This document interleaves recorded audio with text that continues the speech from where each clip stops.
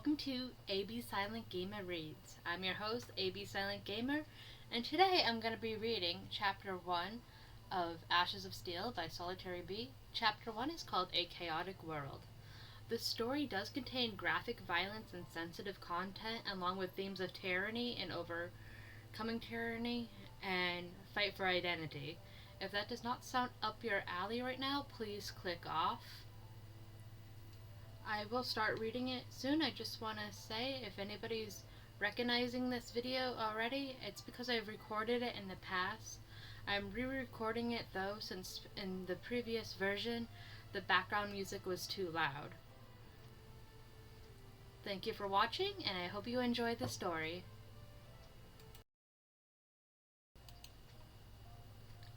Chapter 1: A Chaotic World. That day I was working as usual. The boxes felt lighter than normal, which I found strange, but I carried on. That's when the boss called me in for a talk. The tired look in his eyes said it all.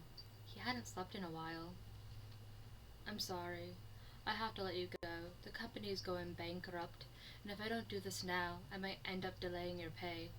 Here's a letter of recommendation. Man, you've helped me a lot, but I really can't put it off anymore, or you'll be the one that suffers. And as my best friend since high school, I thank you for being a part of this dream, brother." "Boss, no, brother, thank you. I hope you can bounce back." "Me too." With a firm handshake and a light pat on the shoulder, we said goodbye, for now. I took the letter and left. I entered the parking lot and sighed. My day became even sadder as I watched my best friend's dream fall apart before my eyes. I could only hope he would do better, because I knew one thing: even if I wanted to help, I couldn't, not right now. Feeling powerless, I sat down and started my motorcycle. I was so shaken that I forgot to fasten the helmet properly. With the same carelessness, I drove off. It didn't take long for another mistake to take its toll. A single red light, a crash. The helmet flew off. Blood trickled, staining the ground. The letter in my pocket flew a few feet ahead, still within sight. I reached out to grab it, but slowly my vision began to fade. My body ached. A touch on the letter, and then my final breath escaped. My world faded. And that is how I died. But it wasn't my end.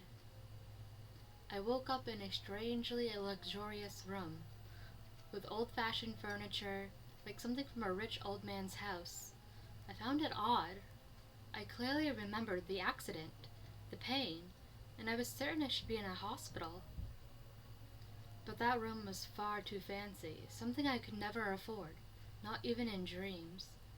For a moment, I imagined a rich old man ran me over and brought me home out of guilt or fear. But I dismissed the idea.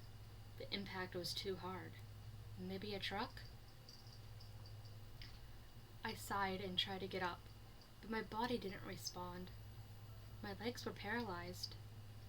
My arms, by some miracle, still worked, though every movement hurt. I couldn't even sit up on my own. I tried calling for someone, but only garbled sounds came out of my mouth. I knew the accident was serious, but this much? The tears came without warning. How would I live a normal life now?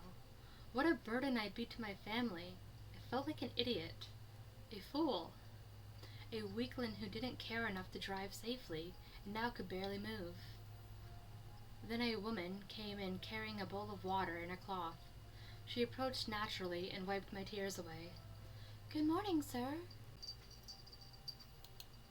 With firm hands, she helped me to the bathroom, bathed and dressed me, and finally placed me in a wheelchair. I had no idea who she was. Maybe a nurse? Still, I kept my head down. And if all I could do was make unclear sounds, how could I ask anything? I decided to wait for my family. I looked suspiciously at the clothes she had dressed me in. I expected hospital gowns, but they were too refined, like I was the heir of some old noble family from centuries ago. Something was wrong. but I didn't know what. "Let's go have breakfast. The great leader has taken time out of his schedule to see you, sir." My expression changed drastically upon hearing that. Great leader? What the hell is this? Where am I? I looked at the woman, confused and afraid. She knelt by the chair and held my hand. "I know you don't want to see him, sir, but he's your father. Unfortunately, he wants to see you, and there's nothing we can do about it." She placed her forehead against my hand. "I know you're scared, especially after he shot you, but maybe this time it will be different.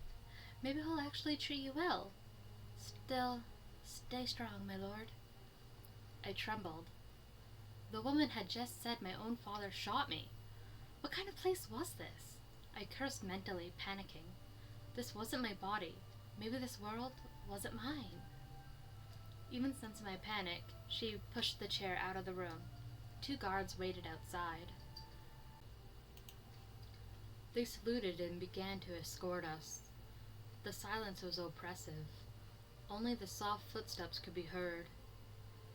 The long corridors were decorated with crystal chandeliers and carpets that sank beneath the wheels. For all the grandeur of the place, there was no sign of life. Not even the maids dared cross our path. It was as if something dark hovered around me. We stopped before a colossal door. The guards opened it in sync, and the woman wheeled me into the dining hall. The place was absurd. A gigantic black marble table with golden vines stretched for meters. Chairs carved with beasts and ancient battles lined it perfectly. She placed me beside one end of the table, bowed silently, and left with nearly a pitiful look. The guards closed the doors. Silence returned, heavier than ever. I was alone, unable to speak, unable to flee. All I could do was watch, trying to contain the fear boiling in my chest. Something was coming, and deep in my soul, I knew I wasn't ready. Thunderous footsteps echoed towards the room. The door opened. The guards entered first, aligning like in a ritual. A man with golden hair and wine-colored eyes entered like a monarch, his skin flawless, his clothes refined. He sat at the head of the table beside me. His gaze, dripping with disdain, scanned me from head to toe. Unable to move, I just looked down. I saw a smile form on his face. "Finally learned your place, little Rez. Sadly, it took a bullet to teach you how to behave." I trembled. He raised his hands and ordered, "Bring the food." The maid entered, filling the table with dishes. It was a feast for dozens, not just 2. Without care, he began to eat. I could barely move my arms, so I just watched. "No appetite, huh? Ah, I forgot. You can't eat on your own, can you? Back to being a baby still in diapers." He mocked, snapped his fingers, and one of the maids came to feed me. I only ate a light soup. When the man finished, he stood, and the maids began clearing the table, even my food, before I could finish. "The public appearance is soon. Bring him with me, and throw out this garbage along with whoever cooked it." The maid quickly wiped my mouth. This time, a guard grabbed the chair and dragged me through the hallways. I barely saw that man again, which brought some relief, though brief. We exited the massive house straight into the garden, where a stage had been set, cameras and reporters everywhere. They took pictures with strange cameras. Some seemed to be recording. In that moment, I wanted to shrink away, but any movement caused pain, so I just remained still. I was taken to the stage and left beside the man. In a few minutes, the speech began. "My beloved people, the rebels who attacked us have been suppressed, but not without losses. My beloved eldest son was killed, and my second son can barely move now thanks to those degenerates who spread discord in our great nation. Today I struck them down, not just as you're a king, but as a father seeking justice for my sons." A group of guards brought in several injured men, their eyes filled with hate for that man and for me. I didn't even understand what was happening when I saw someone bringing a pillow with a strange weapon on it. My father stepped down from the platform, grabbed the weapon, and pointed it at the prisoners. My heart stopped for a second. I closed my eyes. I didn't want to see it. Then came the sound. A gunshot. Silence. When I opened my eyes, I was stunned to see a woman with long hair like shimmering flames and blazing eyes filled with an irresistible charm. She stood before the so-called king, holding a sword with elegance. The weapon was on the ground, and the man, furious, held his own hand. It seemed she had deflected the shot and saved someone with a single move. All the soldiers aimed their weapons at her. "Raskai, you are crossing the line. I didn't think you'd execute them live. Seems like you fear no consequences anymore." "Lane, finally my dear sister came to visit after betraying me for mere rebels." She glanced at the men behind her and smirked.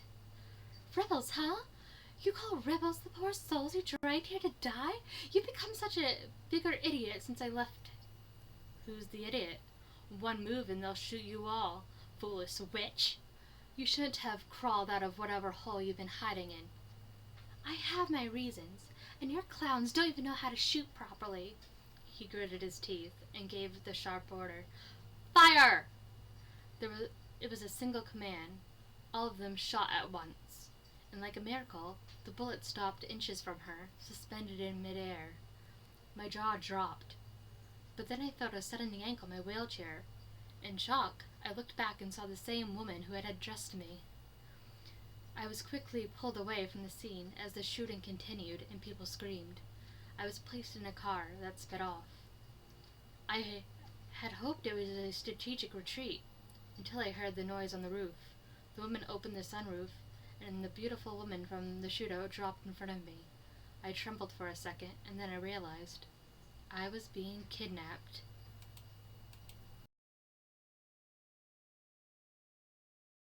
And thus ends Chapter 1 of Ashes of Steel. What did you guys think of the story? If you liked what you heard, please give me a like on this video and feel free to subscribe.